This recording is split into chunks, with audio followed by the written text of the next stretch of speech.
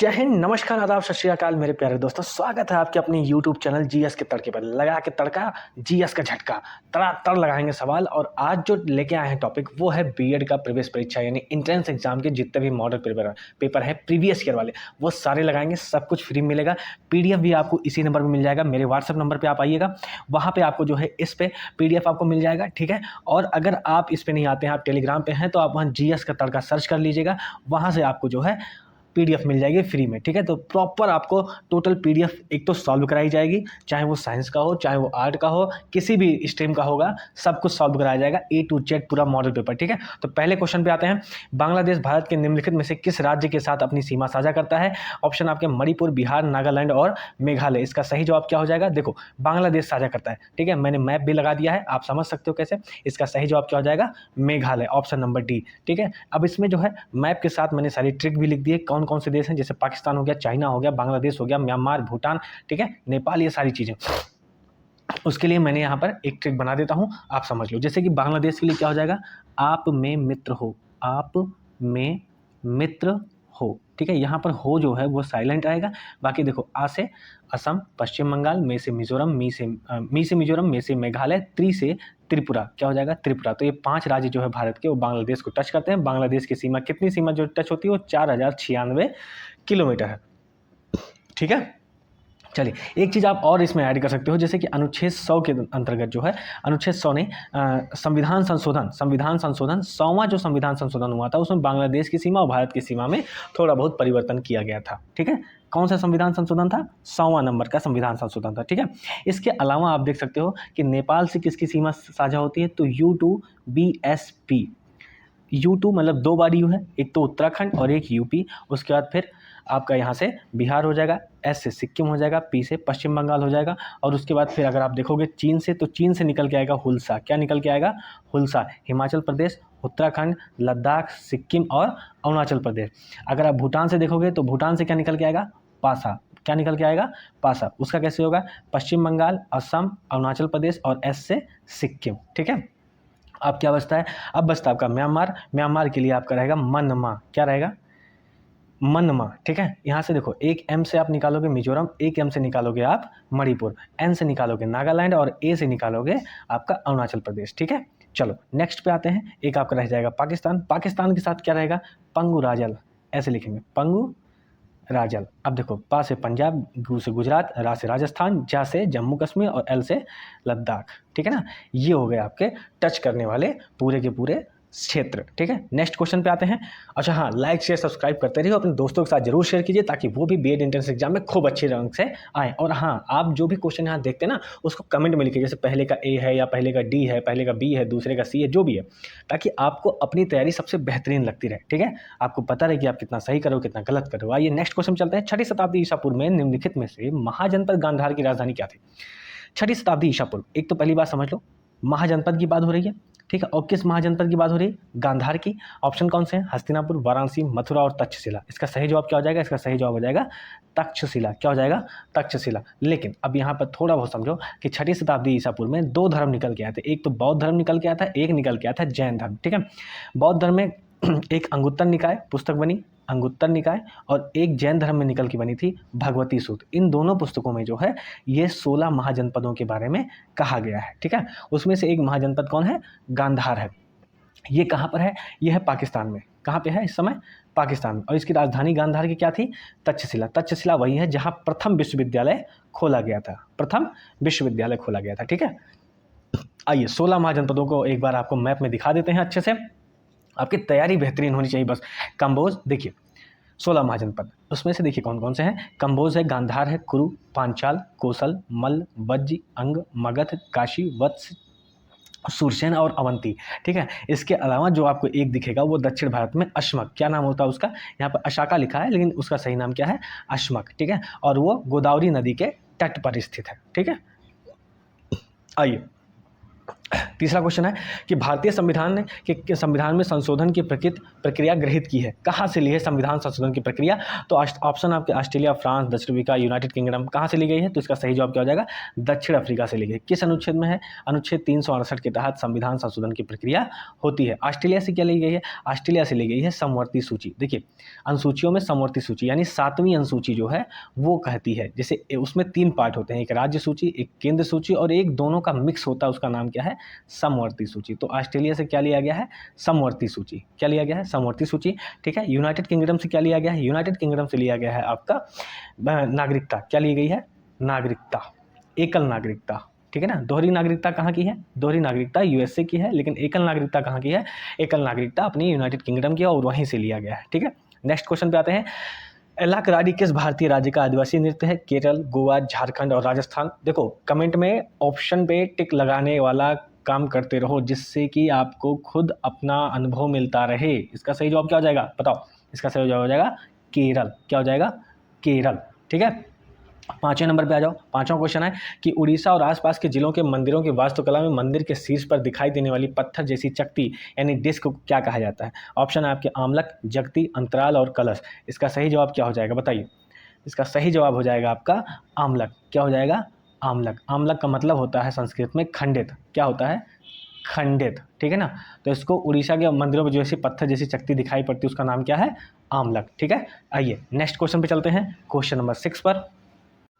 Next question है कि वर्ष 1991 की एलपीजी रणनीति में एल का क्या अर्थ था? लेजिस्लेटिव, लैंडमार्क, लिबरलाइजेशन या लिक्विड। तो इसका अर्थ क्या होगा? इसका सही जवाब क्या हो जाएगा? लिबरलाइजेशन। क्या हो जाएगा? लिबरलाइजेशन। ठीक है ना। एलपीजी, ठीक है ना। LPG liberalisation, privatisation. ठीक है ना। प्राइवेटाइजेशन एंड जी से होता है ग्लोबलाइजेशन। क्या हो जाता है? ग्लोबलाइजेशन। ठीक है ना। तो ये आया था, कब आया था? 1991 में। ठीक है ना। और इसमें जो है उस समय देश के प्रधानमंत्री कौन थे? देश के 9वें प्रधानमंत्री कौन थे? पीवी नरसिम्हा राव। ठीक है ना। पीवी नरसिम्हा राव। ठीक है। ये देश के क्या थे? 9वें प्रधानमंत्री थे। और उस समय जो वित्त मंत्री थे, तो वित्त मंत्री कौन कौन थे? वो थे आपके मनमोहन सिंह जी। कौन थे? मनमोहन सिंह, जो कि बाद में देश के प्राइम मिनिस्टर बने लगातार 2 बार। ठीक है। आइए नेक्स्ट क्वेश्चन पे चलते हैं। निम्नलिखित में से कौन दर्पण एकेडमी ऑफ परफॉर्मिंग आर्ट्स के सह संस्थापक हैं? ऑप्शन आपके पंडित बिरजू महाराज, मल्लिका साराभाई, उदय शंकर और मृणालिनी साराभाई। इसका सही जवाब क्या हो जाएगा? मृणालिनी साराभाई। मृणालिनी साराभाई। ठीक है। कौन हो गया? जो दर्पण एकेडमी ऑफ परफॉर्मिंग आर्ट्स के सह संस्थापक थी, कौन? मृणालिनी साराभाई। ये कौन है? ये विक्रम साराभाई की पत्नी है। ठीक है ना। विक्रम साराभाई की पत्नी है। विक्रम साराभाई वो इसरो के साइंटिस्ट थे। ठीक है। मृणालिनी साराभाई। ठीक है। 1949 में, सही बात क्या है सुनिए ध्यान से, 1949 में जो विक्रम साराभाई की पत्नी मृणालिनी साराभाई ने अहमदाबाद में, गुजरात में की थी इसकी स्थापना। यह संस्था भारतीय शास्त्रीय नृत्य एवं नाटक के साथ ही वर्तमान में भारत सरकार के साथ मिलकर लगभग 50 प्रोजेक्ट्स पर काम कर रही है। कितने प्रोजेक्ट पर? लगभग 50 प्रोजेक्ट्स पर ये लोग काम कर रहे हैं। ठीक है। आइए नेक्स्ट क्वेश्चन पर चलते हैं। नेक्स्ट क्वेश्चन है आपका क्वेश्चन नंबर 1 कि वर्ष 2011 की जनगणना के अनुसार भारत में नगरीय जनसंख्या का प्रतिशत क्या था? ठीक है। और रेंज आपकी है, पहला ऑप्शन है 40 से 45, 40 से 45। दूसरा है आपका 30 से 35 के बीच में, 20 से 25 के बीच में और 10 से 15 के बीच में। तो इसका सही जवाब क्या है? 30 से 35 के बीच में। ठीक है। भारत में नगरीय जनसंख्या का प्रतिशत क्या है? 30 से 35। एक्चुअली जो एक्चुएट एकदम डाटा है वो कितना है? 31.2। कितना है? 31। ये पॉइंट है, जीरो नहीं। ठीक है ना। तो 31.2% जो है वो आंकड़ा दिया गया था। ठीक है। आइए क्वेश्चन नंबर 9 पे कि गोरखपुर भारत के रेलवे का मुख्यालय है। कौन से रेलवे का मुख्यालय है? पूर्वी रेलवे का मुख्यालय है, पश्चिमी रेलवे का मुख्यालय है या फिर उत्तर पूर्वी या फिर उत्तरी। ठीक है ना। तो कितने रेलवे, कौन से रेलवे का मुख्यालय हो जाएगा? तो ये रेलवे का मुख्यालय हो जाएगा आपका उत्तर पूर्वी। तो गोरखपुर कहाँ पे है? गोरखपुर हमारा जो है वो यूपी में है। ठीक है ना। यूपी में। यूपी बीएड वाले ध्यान से सुनो कि गोरखपुर और इलाहाबाद 2 जोन गोरखपुर के, मतलब रेलवे के 2 जोन यहाँ पर पड़ते हैं। ठीक है ना। एक तो इलाहाबाद जिसको प्रयागराज नाम दे दिया गया है। ठीक है।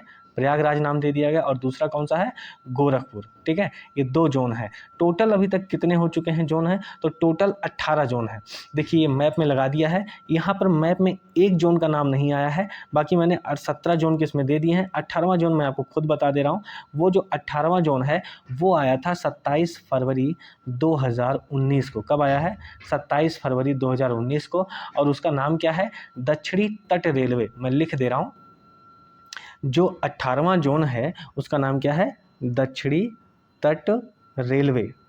ठीक है, अभी लेटेस्ट यही जुड़ा है, और ये कौन सा जोन है, ये 18वां जोन है। ठीक है ना, इसका मुख्यालय कहाँ है, इसका मुख्यालय है विशाखापत्तनम में। कहाँ पे है, विशाखापत्तनम में।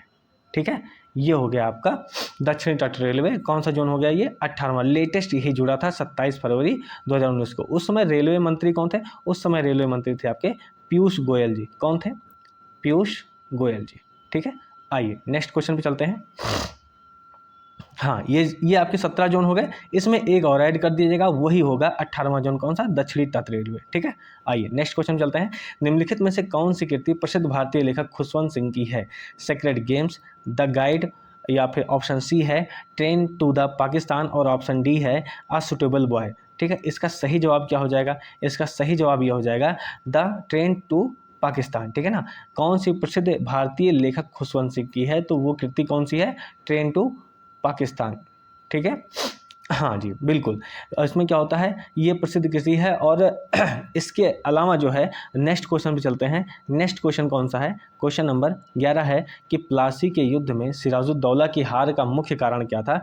ऑप्शन है सेनापति मीर जाफर के नेतृत्व वाली सेना ने युद्ध में भाग लिया, सिराजुद्दौला के प्रधानमंत्री ने अंग्रेजों के स्थान की गलत सूचना दी, अंग्रेजों ने सिराजुद्दौला की सेना की खाद्य आपूर्ति बंद कर दी, और लास्ट है कि अंग्रेजों को सिराजुद्दौला के महल में प्रवेश करने का गुप्त रास्ता पता था। तो ये क्या है कि हार का मुख्य कारण क्या था, कि सेनापति मीर जाफर के नेतृत्व वाली सेना ने युद्ध में भाग नहीं लिया था। यही ऑप्शन ए सही है, प्लासी का युद्ध। ठीक है ना, प्लासी के युद्ध के बारे में थोड़ा सा आप समझ लो कि प्लासी का युद्ध किसके किसके बीच हुआ था। देखो, प्लासी का जो युद्ध है वो सिराजुद्दौला, ठीक है, सिराजुद्दौला और अंग्रेज़ों के बीच हुआ था। ठीक है ना, ब्रिटिश कंपनी, समझ गए, हाँ, सिराजुद्दौला और ब्रिटिश कंपनी के बीच यही युद्ध हुआ था। ये युद्ध कब हुआ था, 23 जून, कब हुआ था, 23 जून 1757। ठीक है, 23 जून 1757 को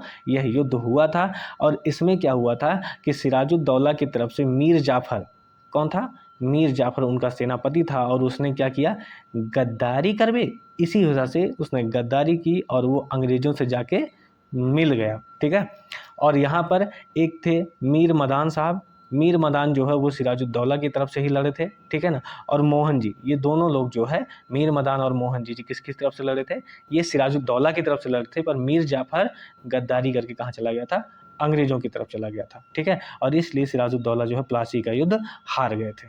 ठीक, आइए नेक्स्ट क्वेश्चन चलते हैं। क्वेश्चन नंबर 12 है कि चेर पनहारा अनुष्ठान किससे संबंधित है। देखिए, सबसे पहली चीज़ तो आप लाइक से सब्सक्राइब कर लीजिए। अगर चैनल अच्छा लग रहा है, व्यूज़ अच्छे आने चाहिए, लाइक से सब्सक्राइब ज़रूर कीजिएगा, क्योंकि मेहनत लगती है इन सब चीज़ों में। ठीक है, चेर पनहारा और ये सब चीज़ें फ्री में आपको प्रोवाइड हो रहे हैं। चेर पनहारा अनुष्ठान किससे संबंधित है।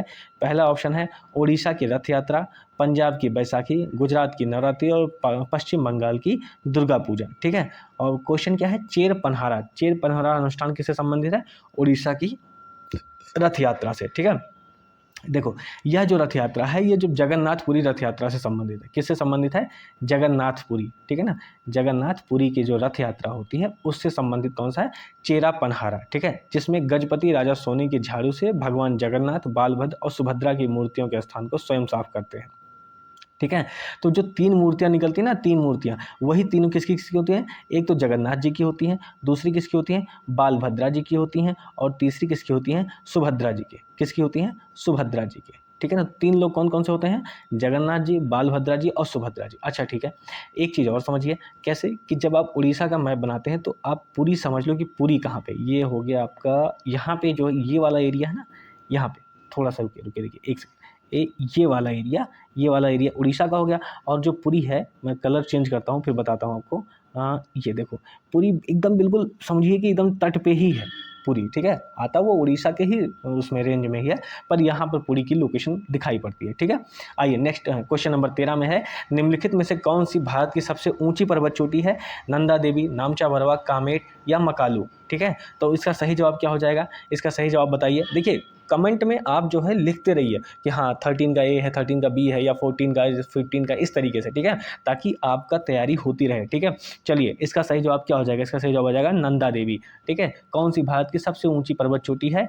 नंदा देवी। और इसको लाइक शेयर जरूर करते रहिएगा, ठीक है। नंदा देवी भारत की सबसे ऊंची पर्वत चोटी है, ठीक है। लेकिन भारत की सबसे सभी पर्वत चोटियों में सबसे ऊंची पर्वत चोटी किसकी है? कंचनजंगा की। किसकी है? कंचनजंगा की। ये आप समझिए पहले। देखिए कंचनजंगा कहाँ पे है? कंचनजंगा आपका सिक्किम में है। कहाँ पर है? सिक्किम। अब चूंकि कंचनजंगा ऑप्शन में है ही नहीं, तो आप फिर क्या करोगे? नंदा देवी आपको लगानी पड़ेगी, ठीक है ना। बिल्कुल, हाँ। चलिए, और नंदा देवी कहाँ पे हो जाएगी आपकी? उत्तराखंड। कहाँ पे हो जाएगी? उत्तराखंड। अब मैप में भी समझ लो कि मैप में कैसे होती है। तो मैप इन द सिचुएशन, पहले मैं कलर चेंज कर लेता हूँ थोड़ा सा। हाँ चलिए, मैप इन द सिचुएशन ऐसे होगा कि एक तो आपका ये हो गया, ये हो गया और ये हो गया, ठीक है ना। अब देखो ये सिक्किम हो गया। क्या हो गया? ये सिक्किम। तो यहाँ पे क्या है? कंचनजंगा है। और ये आपका एरिया जो उत्तराखंड है, तो यहाँ पर क्या है? नंदा देवी। क्या है? नंदा देवी, ठीक है ना। चलिए, फूलों की घाटी भी कहाँ पे है? फूलों की घाटी आपकी उत्तराखंड में। कहाँ पर है? फूलों की घाटी उत्तराखंड में, ठीक है।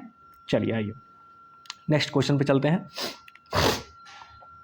मार्ले मिंटो सुधार की शुरुआत के समय भारत का वायसराय कौन था? चलिए, सर्दी भैया जुकाम नहीं छोड़ रहा, क्या ही करें। मार्ले मिंटो सुधार की शुरुआत के समय भारत का वायसराय कौन था? लॉर्ड वेवेल, लॉर्ड एटली, ऑप्शन है लॉर्ड मिंटो और लॉर्ड लिनलिथगो, ठीक है ना। अब समझिए फिर से क्वेश्चन देखिए, मार्ले मिंटो सुधार की शुरुआत के समय भारत का वायसराय कौन था, ठीक है। तो इसका सही जवाब क्या हो जाएगा? Lord Minto. देखो जब दो नाम आते हैं, नाम कैसे आ गए? देखो यहाँ पे मार्ले मिंटो, ठीक है ना। तो इसमें क्या हो जाएगा? इसमें आप समझ रहे हो, इसके मार्ले मिंटो मतलब एक भारत का वायसराय है और एक भारत का सचिव है। क्या है? भारत का सचिव, ठीक है ना। अब इसमें क्या होगा? जो पहला नाम होता है, पहला नाम, ठीक है ना, मार्ले मिंटो, ठीक है ना। अब देखो मार्ले क्या हो जाएगा? ये भारत का सचिव कहलाता है। क्या कहलाता है? भारत का सचिव। और ये कहाँ बैठेगा? ये बैठेगा ब्रिटेन में। कहाँ बैठेगा? ब्रिटेन में। और ये मिंटो जो है ये भारत का वायसराय है, ठीक है। और ये मार्ले मिंटो सुधार आया कब था? मार्ले मिंटो सुधार आया था 1909 में। कब आया था? 1909 में। और यहीं से जो है हिंदू मुस्लिम जो है वो भेदभाव बहुत तगड़े में किया जाने लगा, ठीक है। आइए नेक्स्ट क्वेश्चन चलते हैं। इलबारी वंश यानी दिल्ली सल्तनत का प्रथम शासक कौन था? तो दिल्ली सल्तनत का प्रथम शासक कौन था? ऑप्शन आपके पास रजिया सुल्तान, ठीक है, गयासुद्दीन तुगलक, कुतुबुद्दीन ऐबक और इल्तुतमिश। कौन हो गया? इल्तुतमिश, ठीक है ना। चलिए इसमें क्या हो जाएगा? इसका सही जवाब हो जाएगा आपका कुतुबुद्दीन ऐबक, ठीक है। कौन हो जाएगा? कुतुबुद्दीन ऐबक। इलवरी वंश यानी दिल्ली सल्तनत का प्रथम शासक कौन था? कुतुबुद्दीन ऐबक। ये किसका गुलाम था? ये गोरी का गुलाम था। किसका गुलाम था? गोरी का गुलाम। देखो गोरी का गुलाम एक तो इल्तुतमिश हो गया, और इल्तुतमिश का गुलाम कौन था? आपका, अरे सॉरी कुतुबुद्दीन ऐबक। कौन था? गोरी का गुलाम कौन था? कुतुबुद्दीन ऐबक। और कुतुबुद्दीन ऐबक का गुलाम कौन था? इल्तुतमिश। इसीलिए इल्तुतमिश को एक नाम क्या बुलाते हैं? गुलामों का गुलाम भी बुलाते हैं, ठीक है। यहाँ पर जो सही जवाब है वो सही जवाब क्या है? वो सही जवाब आपका कुतुबुद्दीन ऐबक, ठीक है। कुतुबुद्दीन ऐबक, समझ में आ रहा है? यही कुतुबुद्दीन ऐबक, इसने अपनी राजधानी कहाँ बनाई थी? लाहौर को, ठीक है। लाहौर बनाई थी। राजधानी कहाँ बनाई थी? लाहौर बनाई थी, ठीक है। और क्या था कि इसने दिल्ली में कुतुब मीनार की नींव रखी थी। कुतुब मीनार की नींव रखी। देखो इसने बनवा नहीं पाया था लेकिन नींव रखी थी। अच्छा लाहौर कहाँ है ये समझ लो। जैसे कि जब आप ये एरिया बनाते हो, ये हो गया आपका हल्का सा लद्दाख, जम्मू कश्मीर, और ये वाला एरिया ये राजस्थान उठ के आएगा। अब यहाँ पर लाहौर समझो कैसे आएगा। देखो एक तो मैं यहाँ पे दिखा दूँ, ये पंजाब वाला एरिया हो जाएगा, और इसी के सामने थोड़ा सा यहाँ पे जो है, यहाँ क्या है? लाहौर है, ठीक है। चलिए नेक्स्ट क्वेश्चन पे आते हैं। क्वेश्चन नंबर 16 है कि समशीतोष्ण घास के मैदान की किस खेती के लिए आदर्श होते हैं? अंगूर, सेब, गेहूं और कपास, ठीक है ना। किसके लिए फेमस होते हैं समशीतोष्ण घास के मैदान? तो पहले आप समझ लो इसका सही जवाब क्या हो जाएगा। इसका सही जवाब हो जाएगा आपका गेहूं। क्या हो जाएगा सही जवाब? गेहूं। कि इसके गेहूं के लिए आदर्श होते हैं। गेहूं एक समशीतोष्ण कटिबंधीय फसल है, बिल्कुल है। क्योंकि देखो हम लोग भी किस में जाते हैं? हम लोग भी जब रबी की फसल में आते हैं ना तो गेहूं ही बोते हैं। किस में बोते हैं? रबी की फसल में। जब वो क्या होता है? गेहूं उसमें इंपॉर्टेंट रोल प्ले करता है, ठीक है ना। हाँ बिल्कुल, और इसके लिए तापमान कितनी होनी चाहिए, 10 से 15 डिग्री सेल्सियस, ठीक है ना। पकते समय कितना होना चाहिए, 20 से 28 डिग्री सेल्सियस। अब देखो हम लोग क्या करते हैं, अक्टूबर नवंबर में गेहूं बो देते हैं, तब टेम्परेचर धीरे धीरे धीरे धीरे जो है इतना पहुंचने लगता है, और जब पकना होता है तब धीरे धीरे धीरे धीरे जो है वो फरवरी मार्च तक आके इतने में पक जाता है, 20 से 28 डिग्री सेल्सियस के टेम्परेचर में, ठीक है ना। यह दोमट मिट्टी में ज़्यादा होती है, समझ रहे हो। हाँ बिल्कुल। चलिए, अच्छा गेहूं के बारे में एक पॉइंट और याद रखो कि गेहूं जो है सबसे ज़्यादा कहाँ पे होता है, गेहूं सबसे ज़्यादा कहाँ पे होता है, चाइना में। कहाँ पे, चाइना में। उसके बाद फिर कहाँ होता है, भारत में। कहाँ होता है, भारत में। लेकिन गेहूं की डलिया किसे कहते हैं, शब्द समझो कि गेहूं की डलिया किसे कहते हैं, यूक्रेन को। किसको कहते हैं, यूक्रेन को। अभी यूक्रेन और रशिया का वार हो रहा है, ठीक है ना, यूक्रेन और रशिया का वार हो रहा है, इसलिए खाद्यान्न की कमी समस्या उठ रही है धीरे धीरे, ठीक है। आइए क्वेश्चन नंबर 17, और हाँ लाइक से सब्सक्राइब प्लीज़ करते रहो महाराज। चलो, उपाधियों का उन्मूलन किसके अंतर्गत आता है, सांस्कृतिक और शैक्षिक अधिकार, शोषण के विरुद्ध अधिकार, स्वतंत्रता का अधिकार और समता का अधिकार।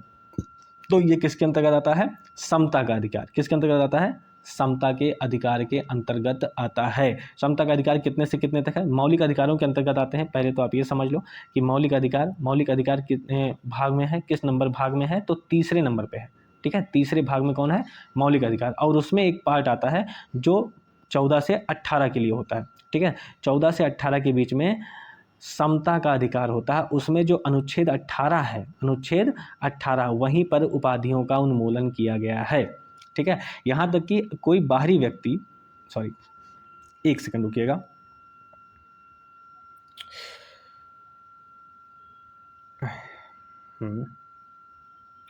जी क्वेश्चन नंबर, बिल्कुल क्वेश्चन नंबर 17 था कि यहाँ तक कि कोई भी बाहरी व्यक्ति जो होता है वो भी अगर जो मतलब देश का व्यक्ति है, अगर वो जो है सम्मान लेना चाहता है तो उसको भी प्रेसिडेंट से पूछ करके ही विदेशों से सम्मान लेना पड़ेगा, ठीक है ना।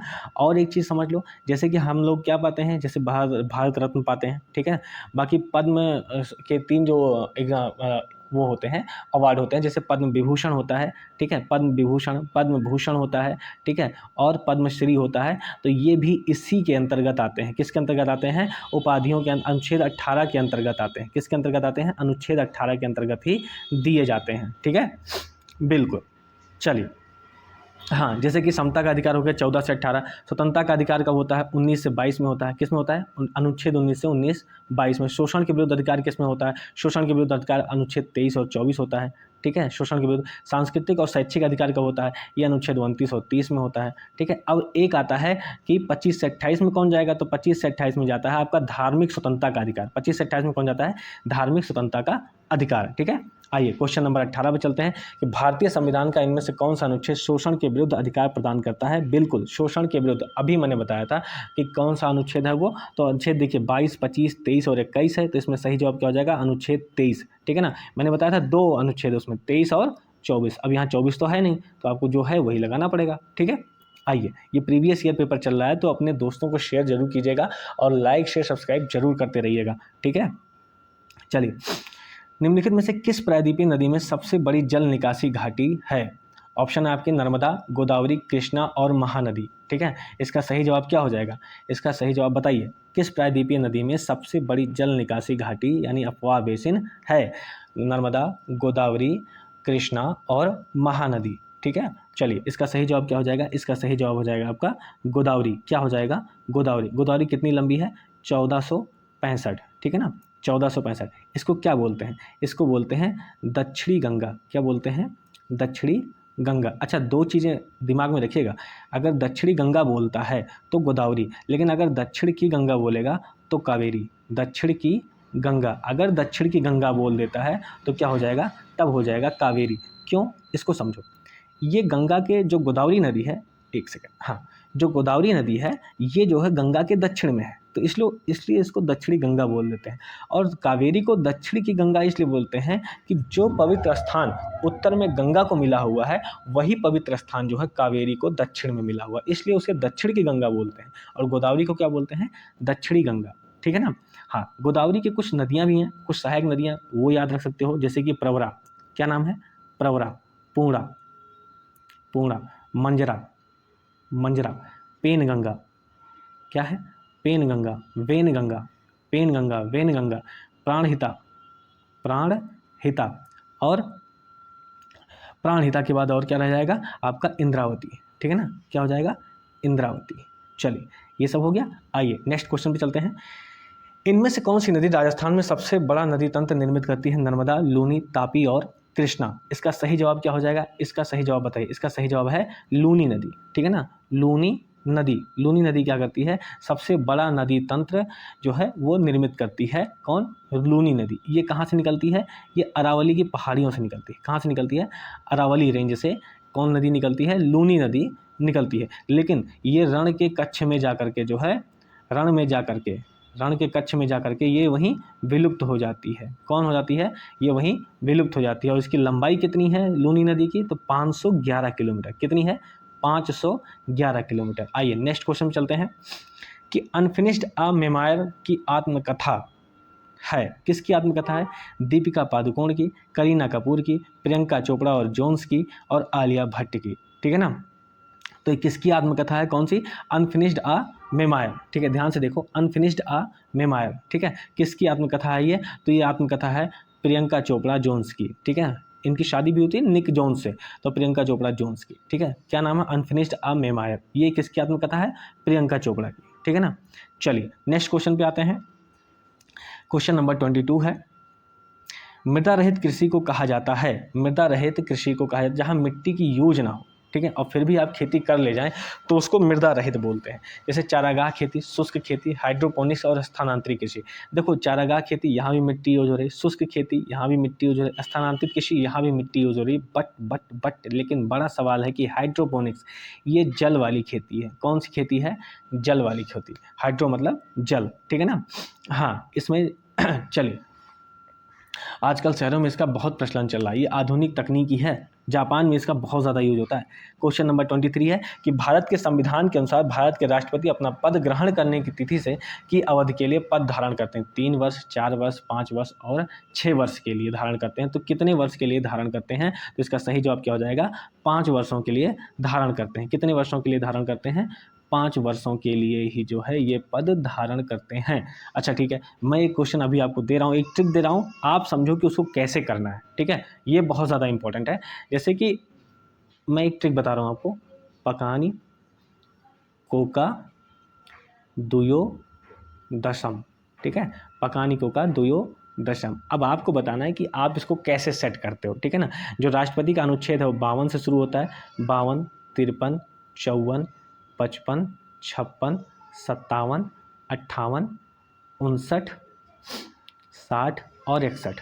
कितना हो गया? 61। ठीक है ना, ये 52 से लेकर के 61 तक जो है ये प्रॉपर ऐसे दिया गया है। ठीक है, और ये पूरा राष्ट्रपति का अनुच्छेद आपको याद हो जाएगा। एक क्वेश्चन जरूर राष्ट्रपति से आता है, हर एग्जाम में आता है, तो आप इस चीज़ को मत छोड़िएगा। अब आप सोचिए कि कैसे इसको सेट करना है। अगर आप सेट नहीं कर पाएंगे तो आप मुझे कमेंट कीजिएगा, मैं इसे अगले पेपर में आपको बता दूंगा। ठीक है, अलग से। चलिए क्वेश्चन नंबर 24 है कि ग्रामीण क्षेत्र में एक प्रकार की बेरोजगारी जब लोगों को वर्ष के कुछ महीनों के दौरान नौकरी नहीं मिल पाती है, कौन सी बेरोजगारी कहलाती है? अब इसमें क्या होगा देखो, ऑप्शन क्या है? प्रतिरोधात्मक बेरोजगारी, शिक्षित बेरोजगारी, प्रच्छन्न बेरोजगारी और मौसमी बेरोजगारी। इसका सही जवाब क्या हो जाएगा? इसका सही जवाब है आपका मौसमी बेरोजगारी। मौसमी बेरोजगारी। क्वेश्चन फिर से पढ़ो, ग्रामीण क्षेत्र में एक प्रकार की बेरोजगारी जब लोगों को वर्ष के कुछ महीनों के दौरान, वर्ष के ये नहीं कि साल भर, कुछ महीने जैसे कि अब जिसको जो है भुट्टा बेचना है तो वो तो ठंडी में ही बेचेगा, मूंगफली बेचना है तो ठंडी में बेचेगा। ठीक है, अब अगर मान लीजिए उसके पास मौसमी नहीं है, आम नहीं है, तो गर्मी में वो बेल का रस और आम का रस तो बेच नहीं पाएगा। तो ये मौसमी बेरोजगारी हो गई। ठीक है ना, मौसम के अनुसार वो चेंज नहीं हो पाएगा। ठीक है, इसीलिए गाना बनता है कि मेरे यार बदलना जाना मौसम की तरह। हाँ, लौंडा बेरोजगार रह जाए, मेरे यार बदलना जाना, गजबे चल रहा है।